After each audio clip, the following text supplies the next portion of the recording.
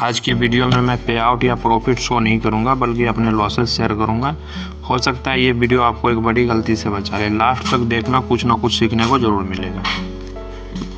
तो सबसे पहले अगर मैं आपको दिखाऊं तो मैंने इससे माई500 फ्यूचर से आप लोगों को पे आउट लिया था, तो ये आप लोगों को मैंने दिखाया था। तो इसमें जो सेटअप मैंने यूज किया था, सेम सेटअप मैंने इंस्टेंट फंडिंग से भी अकाउंट पास करने और पे आउट लेने में किया था। तो यहाँ पे इसका भी सर्टिफिकेट आपको दिखा देता हूँ। तो उसके बाद क्या हुआ, इसका पे आउट वगैरह लेने के बाद मैंने एक 60K का अकाउंट लिया था 5% से। तो यहाँ पे आप देख सकते हो।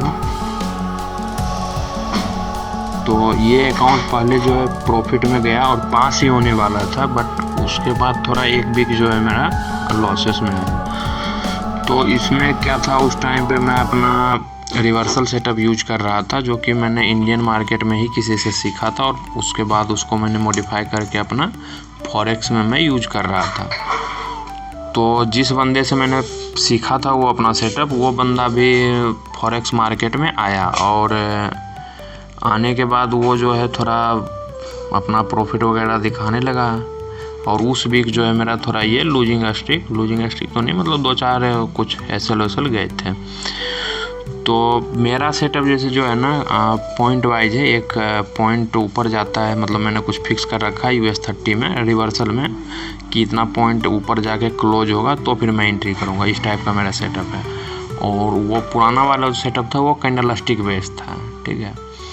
तो उस वीक कैंडल स्टिक वाला सेटअप अच्छा चला, तो मैंने क्या काम करा, उसके प्रॉफिट को देखकर, और वो अगला बंदा थोड़ा लॉसेस नहीं शेयर कर रहा था, और तो मैंने सोचा नहीं यार, मेरे से तो मेरा जो मॉडिफाइड सेटअप है उससे तो अच्छा उसका सेटअप काम कर रहा है। तो मैंने वही सेटअप को यूज करना शुरू किया। उसके बाद क्या हुआ कि एक लूजिंग स्ट्रिक आया और ये अकाउंट ब्रीच, और भी अकाउंट लॉस में गए हैं, आपको मैं वो भी दिखाऊंगा। जैसे कि आप शुरुआत में यहाँ पे देखोगे तो मेरा मैं आरआर पे बहुत ज़्यादा काम करता था, ठीक है।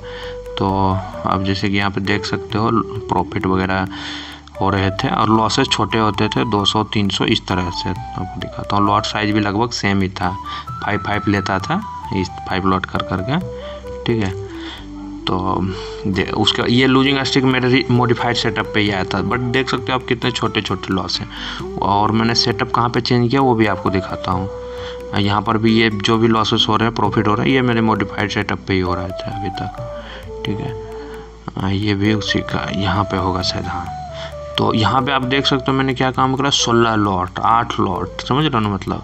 तो यहाँ पे क्या हुआ, लॉसेस थोड़े बड़े होने, अब आरआर कम हो गया मेरा। यहाँ पे हम जैसे देख सकते हो $1000 लॉस कर रहा हूँ, है कि नहीं। तो यहाँ पे मुझसे थोड़ा सा मैं पहले जो है $400-300 इस तरह से रिस्क ले रहा था, यहाँ पे सीधा मैंने $500-600 कर दिया। और कभी कभी स्लिपेज में भी थोड़ा सा ज़्यादा लॉस हो रहा था। और ये बाद में जब अकाउंट कुछ ज़्यादा ही ड्रॉ डाउन गए, फिर मैंने यहाँ पे 250-300 इस तरह से रिस्क को कुछ किया था। तो और बाकी सेम सेटअप से मैंने ब्लूबेरी का भी अकाउंट पहले पास किया था, ये आपको दिखाता हूँ एक बार। तो यहाँ पर देख सकते हो बिन रेट मेरा बहुत कम था, 46%, लेकिन फिर भी अकाउंट पास किया। और उसके बाद फेज 2 भी क्लियर किया था, देखो। बट इसके बाद क्या हुआ, मेरा जैसे मतलब मैंने बाय किया, बाय का ट्रेड मेरा एक्टिव हुआ। और मान लो कि यहाँ पे जैसे मैंने बाय किया और यहाँ आकर के मेरा एग्जिट भी हुआ और सेल ट्रेड भी बना। तो ब्लूबेरी का ये बेकार रूल था और मैं इसी तरह के सेटअप में काम करता था। मतलब एक बार बाय किया, फिर सेल का ट्रेड बनेगा तभी एग्जिट करूँगा और सेल करूँगा वहाँ पे। तो इसमें क्या है, 5 मिनट वेट करो, ये रूल मुझे पता नहीं था और इन्होंने मुझे फिर फेज 1 का एक अकाउंट दिया। ये अकाउंट मैं यूज नहीं करता हूँ, बस कभी कभी कुछ मन हुआ, कुछ टेस्टिंग कर रहा हूँ, कुछ किया तो यहाँ पे ये ट्रेड इसमें ले लेता हूँ इस अकाउंट में। बाकी ये अकाउंट से मेरा कोई लेना देना है नहीं। तो बाकी ये अकाउंट भी फेल हो। उसके बाद कुछ जो, हाँ, मेरा इंस्टेंट फंडिंग का भी अकाउंट सेटअप चेंज करने के बाद थोड़ा सा ड्रॉ डाउन में गया था, आप यहाँ पे देख सकते हो। तो मेरा मेन गलती जो यही था कि मैं इन्फ्लुएंस हो गया। इसमें भी देख सकते हो विन रेट ज़्यादा नहीं है, 50% है, फिर भी मैंने पे आउट निकाला था। एक दिन लॉस, बाकी दिन ग्रीन है। इसमें जबकि मैं RR 1:1.5 ही कैप्चर कर रहा था। सम टाइम मैंने 1:3 कैप्चर किया है, बट ऐसे नॉर्मली मैं जो मेरा मॉडिफाइड सेटअप था वहाँ पे मैं 1:3, 4, 5, 6 तक कैप्चर करता था। आप लोग देखोगे इंस्टाग्राम पे मेरा तो रील वगैरह में पहले डालता था, बट मॉडिफाइड करने के बाद थोड़ा सा लूजिंग स्ट्रीक क्या आया, लूज ही होने लगा, समझ रहे हो। कुछ माइंडसेट भी मेरा चेंज हुआ।